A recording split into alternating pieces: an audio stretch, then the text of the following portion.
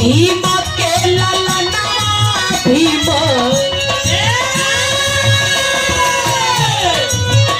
भीम के ललना भीम विश्वकर्मा कानवा हो भीम के ललना भीम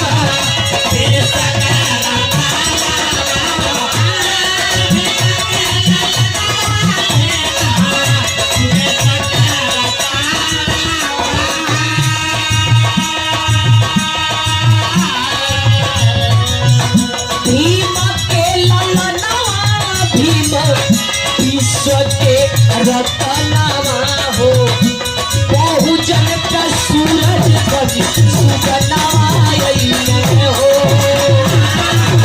बहुजन का सूरज बनी सुगनवा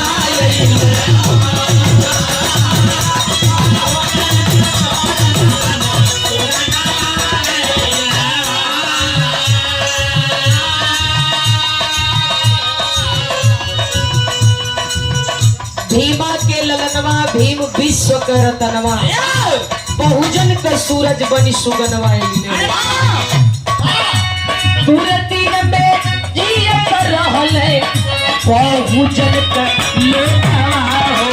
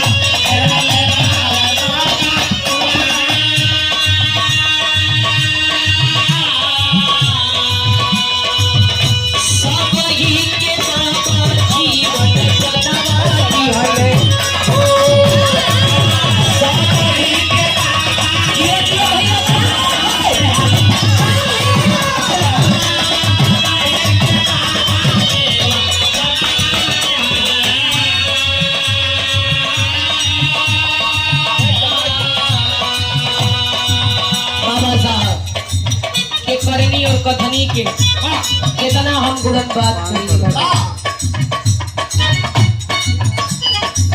आंखें भर जाती है बाबा साहब को संघर्ष को याद करते हुए। एक नहीं दो नहीं तीन नहीं अरे हमारे बोल अपने समाज के लिए सर्व समाज के लिए बाबा साहब अपने चार बच्चों की कुर्बानी दे दिए। सबसे छोटा बेटा राजरत्न की तबीयत खराब होने के बावजूद भी बाबा साहब को सम्मेलन में लंदन जाना था। मरे हुए बच्चे को जब ही साहब के लगे खबर आई कि आपका बेटा राजरत्न बुखार से तड़प रहा है, दौड़ गए बाबा साहब अपने बेटे राजरत्न को गोद में उठा लिए। बुखार से राजरत्न तड़प रहे थे। दवा के लिए बाबा साहब के पास पैसा नहीं था।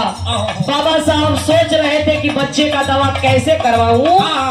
अंतोगत्वा राजरत्न बाबा साहब के गोद में ही दम तोड़ दिया। मरे हुए बच्चे को अपनी पत्नी रमा के गोद में पकड़ा दिए। माता रमाबाई के आंखों से अश्रु की धारा बह रही है कि साहब बेटा मर गया। बेटे को छोड़कर आप लंदन जा रहे हैं।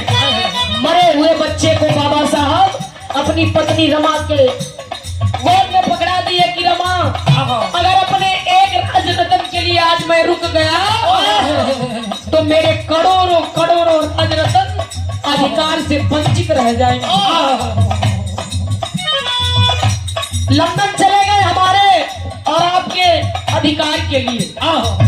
लेकिन आज भी लालू भैया हमारा हिकोतियाई समाज बूझे के नामे ना ले। ऐसे थे हमारे मसीहा, हमारे भगवान बाबा साहब अपने लिए नहीं हमारे लिए अपने चार बच्चों की कुर्बानी दे दिए। इसीलिए कहा गया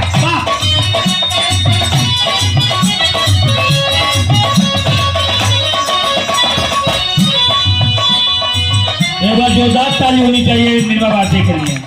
10 सुमन अर्पित करता हूँ बाबा साहब के लिए।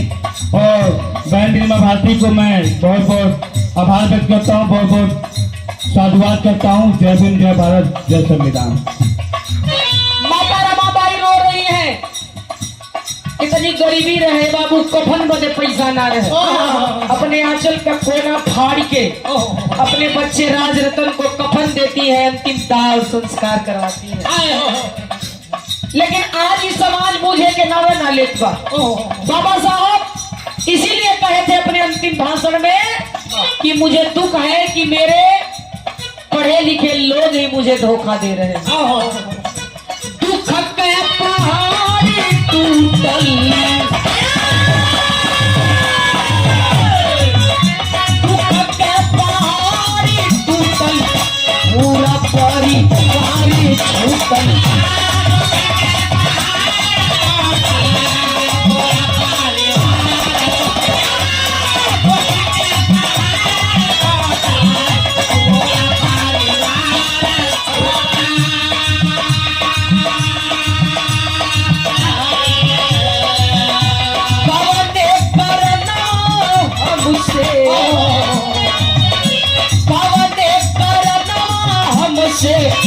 हमारे समाज रूठल,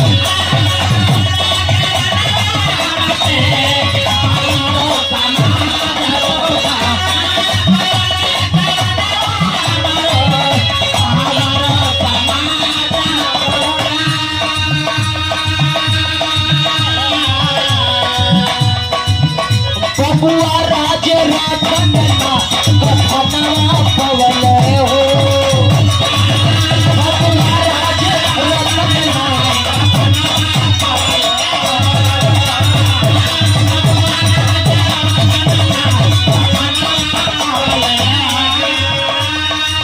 लेकिन बाबा साहब को याद करिए, अपने बच्चों को पढ़ाइए, क्योंकि शिक्षा ही शेरनी का दूध है, जो पिएगा वो दहाड़ेगा। अपने महापुरुषों के इतिहास को पढ़िए कि हमारे महापुरुषों ने हमारे लिए किया क्या। लास्ट लाइन में, अंतिम लाइन में कहे,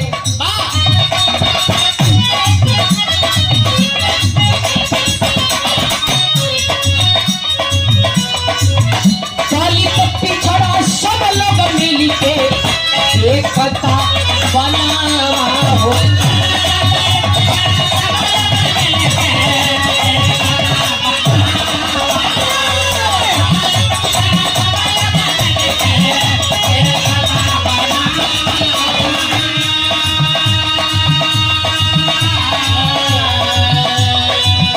बाबा साहब अम्बेडकर के मिशन के बढ़ावा हो।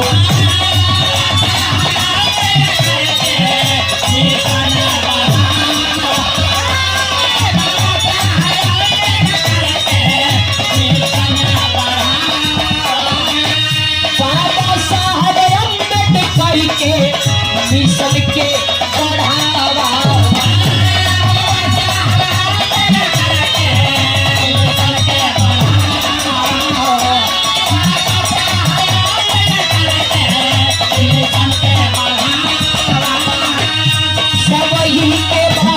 जीवन बनवा दिहले हो, सभी के बाबा जीवन बनवा दिहले,